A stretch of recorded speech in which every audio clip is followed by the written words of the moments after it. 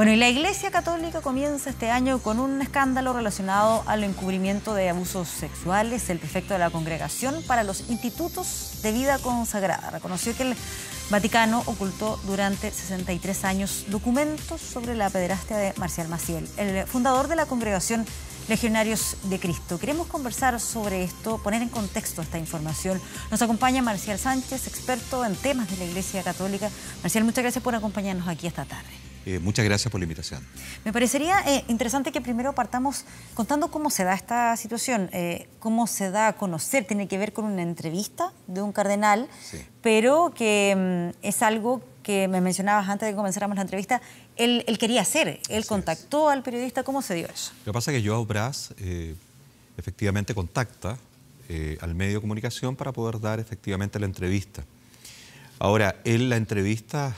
Si uno lee la entrevista en su conjunto, uno se da cuenta que la entrevista es una entrevista que está conversada con antelación por los antecedentes y por los datos relevantes que da a conocer. Y también la fecha, estamos hablando alrededor de unas 2 semanas atrás de esta entrevista, que El País, de acuerdo, el diario El País da a conocer en estos días.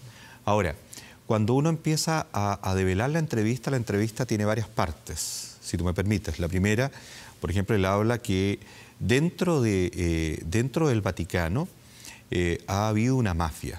Entonces, él habla de mafia. Cuando uno habla de mafia, obviamente uno está hablando de un ente, un órgano, ¿de acuerdo?, que no quiere que las cosas se hagan y obviamente son verdaderos malhechores, son maleantes que están... Pero él dice, quien lo tapó era una mafia, ellos no eran iglesia, y la duda que surge también ahí es. Estamos hablando de un grupo pequeño, esto era más amplio, conocido por más personas, se habrá enterado de él ahora y por eso lo quiso divulgar, o la verdad que esto lo sabían varios y simplemente entre ellos lo taparon durante todos estos años. Yo creo que lo sabían varios y lo fueron tapando durante varios años. En el Vaticano... No hemos dado cuenta, en Chile, a lo menos en el último año, han llegado las noticias a la luz de lo que ha sucedido en nuestro país también, de lo que sucede en el Vaticano. Pero ya hace un tiempo que el Vaticano tiene dentro de sus puertas problemas bastante serios. Y son problemas que tienen que ver con este grupo de personas que están dentro del propio Vaticano y que no quiere que las cosas funcionen o se hagan dentro de los cauces normales y más aún morales. Y hoy día el Vaticano ha llegado a un punto en donde ha planteado, y lo planteó el Sumo Pontífice en su momento, lo planteó el Obispo de Roma antes de Navidad, dijo, no se van a seguir permitiendo abusos de ninguna índole dentro de la Iglesia, y si usted es culpable o hay algún sacerdote culpable, tiene que entregarse o tiene que entregar la información.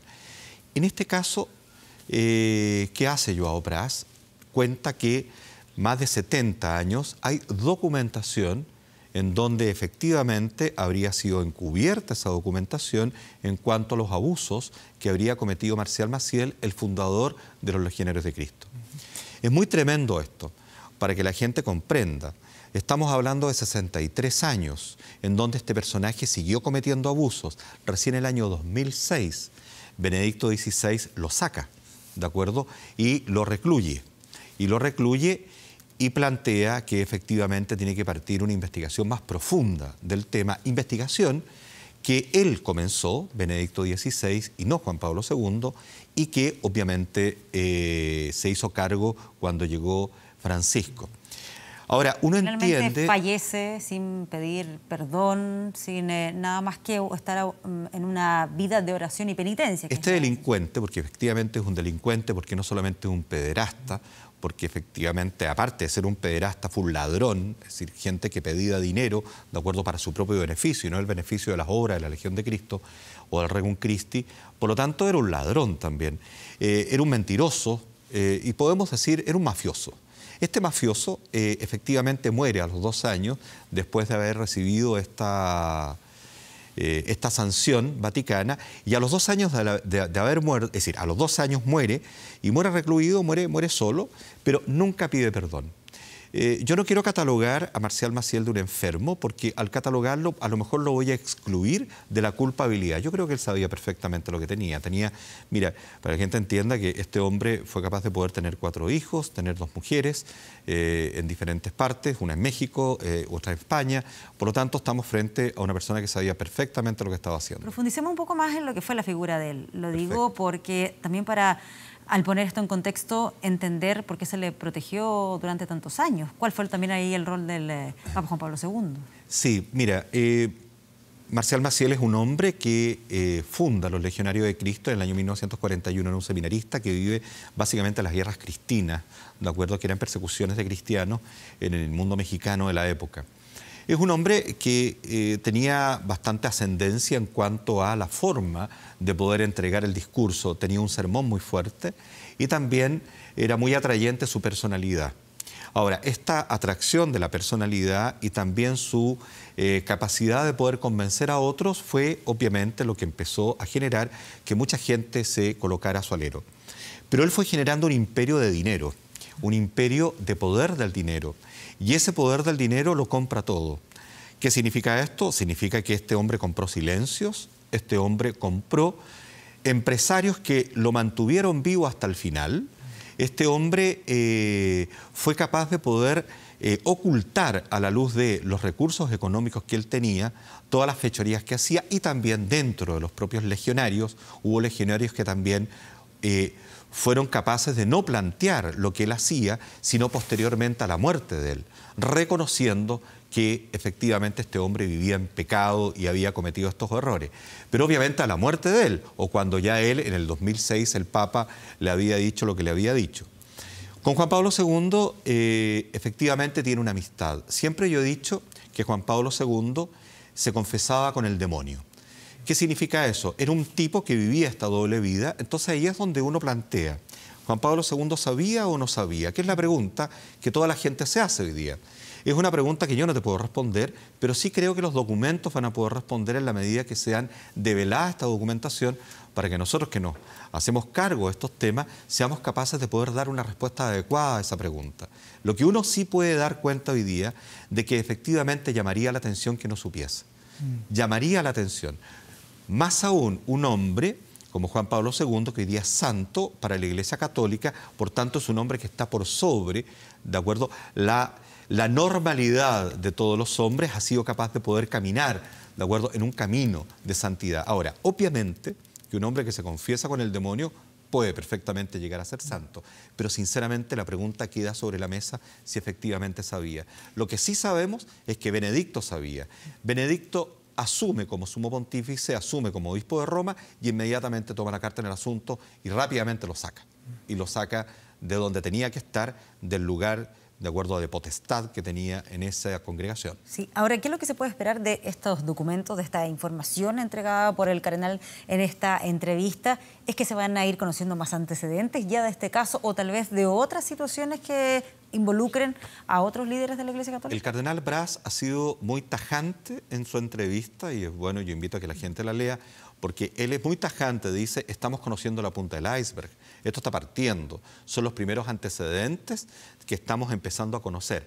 Si uno toma estos primeros antecedentes y hace un reconto de los problemas de abusos sexuales de menores, de acuerdo que ha cometido la Iglesia Católica a la luz de Alemania, Holanda, Inglaterra, Australia, Estados Unidos, algunos estados norteamericanos, Chile, que ya hay investigaciones en curso serias, de acuerdo, y responsables, como otros países donde ya se empiezan a develar también estas investigaciones, obviamente que vamos a estar a puerta de otro tipo de casos. Pero lo que está diciendo Braz es que dentro del Vaticano, una mafia. Cuando dice eso, inmediatamente cuando yo leo eso, digo, ahora entiendo por qué el Papa dice, recen por mí. Y también yo entiendo por qué el Papa a lo mejor se ha demorado mucho. Y ahí sí entiendo a las víctimas. Cuando las víctimas dicen que el Papa ha sido muy lento en las tomas de decisiones y les gustaría que fuera más rápido. ¿Cuánto le costó al Papa colocar a Charles Cicluna en el cargo que hoy día tiene secretario de la conferencia de la doctrina de la fe, en donde pueden ver los casos de abuso sexual? Mucho de menores, mucho le costó. ¿Y por qué? Porque hoy día el Papa obviamente está bajo fuego cruzado. Y digamos las cosas como están, está bajo fuego cruzado. Y la gente que no entienda esto, obviamente yo lo comprendo que no lo entienda. Pero cuando uno revisa los antecedentes y revisa las declaraciones, no solamente de Braz, o revisa solamente las mismas homilías que está dando el Papa diariamente, está llamando a la búsqueda de la verdad responsable. Claro, es que al ser él el máximo líder de la Iglesia Católica, se podría pensar que, bueno, tiene toda la potestad o toda la posibilidad de tomar decisiones que provoquen un cambio al interior de la Iglesia, pero lo cierto es que son distintas las fuerzas que parecen moverse al interior del Vaticano, y ahí es donde me surge la duda. ¿Qué pasa con el Papa Francisco? ¿Cómo puede operar dentro de esto que ha denominado el propio cardenal una suerte de mafia? ¿Tiene un margen de acción para tomar todas las determinaciones necesarias? No necesariamente tiene un margen de acción. Él está en estos momentos haciendo una reforma de la curia, el famoso C6, que antes era C9, C8 y ahora C6, porque obviamente no están dos cardenales que participaban. Este grupo de asesores ahí, más grupo cercano. de asesores más cercano. ¿Dónde estaba Este grupo Errázuriz? Así es. Este grupo de asesores obviamente ha dado ciertas pautas de lo que hay que hacer. Bien. Y una de las pautas es hacerse cargo, por ejemplo, del Banco Vaticano. Efectivamente ya se hace cargo el Banco Vaticano y por primera vez en la historia hay un condenado en el Vaticano con respecto, de acuerdo al lavado de dinero. ¿Eso qué significa? Que el Vaticano está colocándose a la luz, efectivamente, de la responsabilidad que le corresponde como Estado frente a lo que sucede en otros estados. Y coloca y toma detenido, de acuerdo a una persona que ha lavado dinero por 2 años que cae en prisión. Bueno, ¿qué significa eso? Que hay un cambio. Hay cambios también en el área de las comunicaciones. Peter Burke, por ejemplo, presentó su renuncia y él dice, de acuerdo a que la renuncia está presentada, para que el Papa haga lo que tiene que hacer con el nuevo cambio. ¿Por qué? Porque eso quería preguntarte, porque fue la noticia previa que conocimos y, claro, es difícil interpretar a qué se debía esta decisión. Estamos hablando del portavoz del Vaticano, que dio esa declaración cuando presentó la renuncia. Entiendo que es cercano al Opus Dei.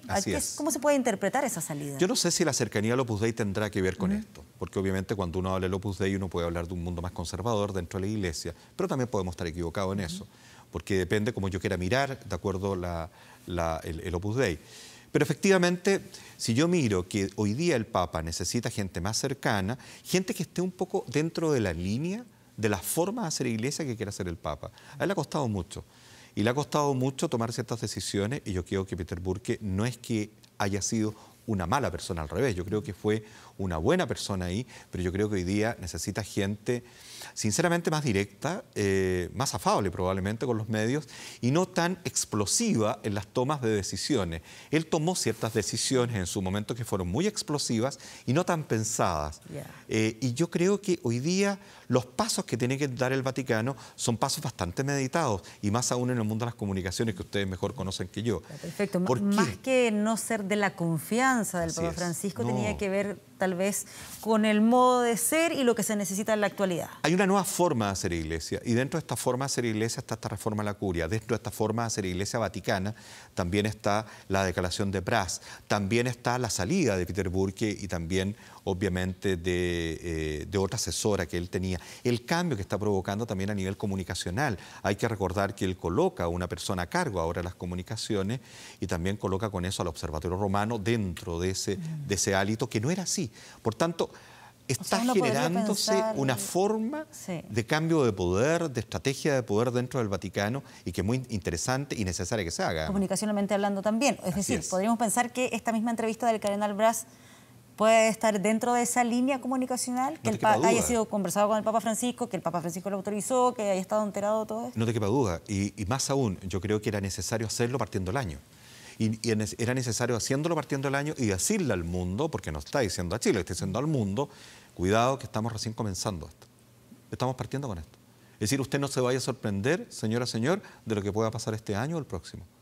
Por lo tanto, todos los que nos dedicamos a estos temas sabemos a ciencia cierta que efectivamente deberían venir otros temas, deberían venir otros casos, lo hemos estado diciendo y obviamente el Papa ha estado tomando carta en el asunto. Insisto, yo creo que hay gente que le encantaría que esto fuera más rápido, pero hoy día, cuando tú estás frente a una mafia, hoy día cuando tú estás frente a poderes que son demasiado fuertes, que son poderes económicos, que la gente entienda que hay poderes económicos, aquí hay poderes en donde hay gente que no le interesa que sean tocados sus propios beneficios personales y particulares en cuanto a sus propias empresas, obviamente no les interesa que el Vaticano avance por ese camino.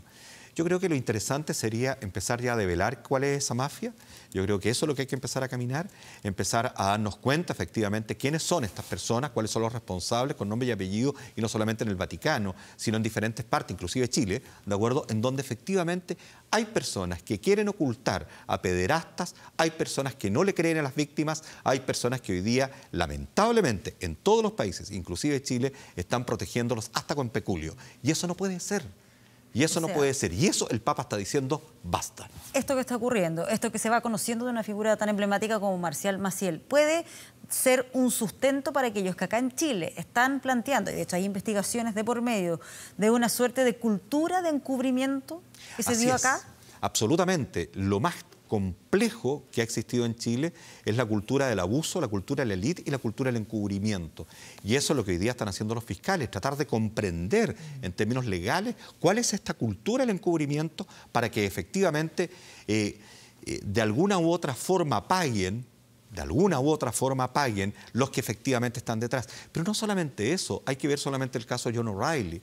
El caso John O'Reilly es muy extraño, un hombre que queda 4 años acá, un hombre que se paseó 2 o 3 oportunidades fuera del lugar donde tenía que estar, un hombre que hasta el final, ¿de acuerdo? Hasta el final él se sentía con la potestad casi inmácule de poder plantear lo que quería. Bueno, obviamente que ese hombre estaba siendo protegido.